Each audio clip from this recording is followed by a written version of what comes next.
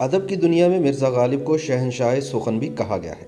یہ قول سابقہ آمیز ہوتے ہوئے بھی حقیقت سے خالی نہیں ہے، کیونکہ غالب نے جس صنف سخن پر بھی طبع آزمائی کی، منفرد اور ممتاز رہے۔ انہوں نے نہ صرف غزل کو ہی مشق سخن بنایا، بلکہ دیگر اصناف سخن پر بھی طبع آزمائی کی۔ اردو شاعری میں مرزا غالب کی حیثیت ایک درخشاں ستارے کی سی ہے۔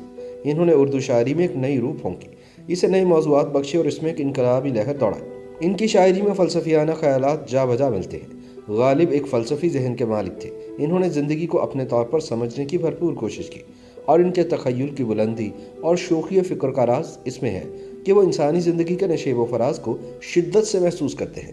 یہ بھی ایک حقیقت ہے کہ غالب کی ذاتی زندگی بھی تلخیوں اور محرومیوں کی زنجیر رہی۔ اسد اللہ خان بیگ نے 27 دسمبر سن 1797 میں آگرہ میں جنم لیا۔ جب 5 سال کے ہوئے تو ان کے والد مرزا عبداللہ بیگ میدان جنگ میں گولی کا نشانہ بن گئے۔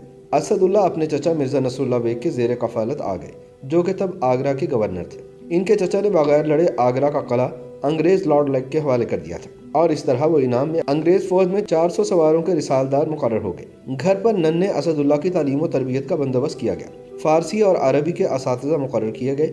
فارسی کے استاد کا تعلق ایران سے تھا۔ کچھ ہی عرصے بعد اسد اللہ کے چچا بھی ہاتھی سے گر کر جاں بحق ہو گئے۔ اس وقت اسد کی عمر 8 برس تھی۔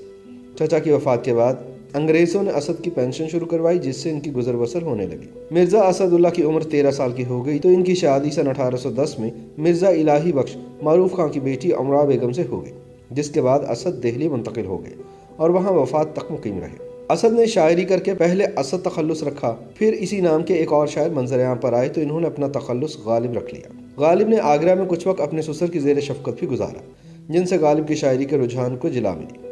ان کو شراب نوشی کی لت بھی سسر سے پڑی، جو کہ تاعمر نہ چھوٹ سکی۔ دلی منتقل ہونے کے بعد غالب کے گھر کے اخراجات بڑھ گئے اور روزگار کا کوئی مستقل ذریعہ نہ تھا۔ ایک پینشن کا سہارا تھا، وہ بھی بند ہو گئی۔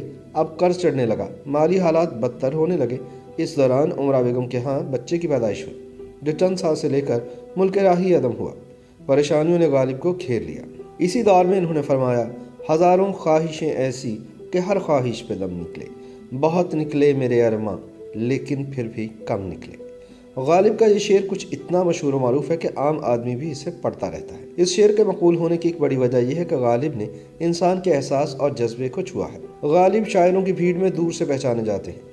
غالب کی سب سے بڑی خوبی تو یہی ہے کہ وہ کسی بھی مضمون کو کچھ اس انداز سے پیش کرتے ہیں کہ قاری یا سامع خود بخود اس کی طرف متوجہ ہو جاتا ہے۔ اس بات کا خود غالب کو بھی اندازہ تھا کہ ان کا طرز اظہار دوسروں سے یکسر جداگانہ ہے۔ ادب کی زبان میں مرزا غالب کو شہنشاہ سخن کہا گیا ہے۔ یہ قول سابقہ آمیز ہوتے ہوئے بھی حقیقت سے خالی نہیں ہے، کیونکہ غالب نے جس صنف سخن پر بھی طبع آزمائی کی، منفرد اور ممتاز رہے۔ غالب کو زندگی کے سرد و گرم حالات سے سابقہ پڑا، زندگی کے نشیب و فراز بھی دیکھے۔ زندگی میں تلخ تجربات تھے، معاشی سختیاں جھیلی تھی، لہٰذا ان تمام امور کی جھلکیاں ان کے کلام میں فطری طور پر نظر آتی ہیں۔ غالب کی زندگی ٹیڑھی لکیر نظر آتی ہے۔ انہوں نے حالات و مصائب کا مقابلہ جواں مردی سے کیا۔ غالب ہموار دائرہ چھوڑ کر پیچیدہ پگڈنڈی پر چلنے کے عادی تھے، اور یہی انداز شاعری میں بھی اپنایا۔ پھر کمال یہ دکھایا کہ مشکل گوئی سے سادہ بیانی کی طرف ہجرت کی۔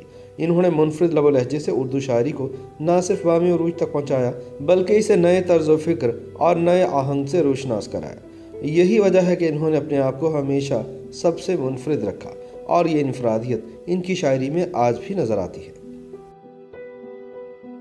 YouTube پر گوگلی نیوز دیکھنے کے لیے youtube.com کی سرچ بار میں googly news T V type کریں۔ گوگلی نیوز کے پیج پر سرخ رنگ کے سبسکرپشن والے بٹن پر کلک کرنا نہ بھولیے۔ YouTube پیج پر اپلوڈ ہونے والی ویڈیوز سے باخبر رہنے کے لیے بیل آئیکن پر کلک کیجیے۔ آپ کو ہر نئی ویڈیو کے بارے میں نوٹیفیکیشن موصول ہو جائے گا۔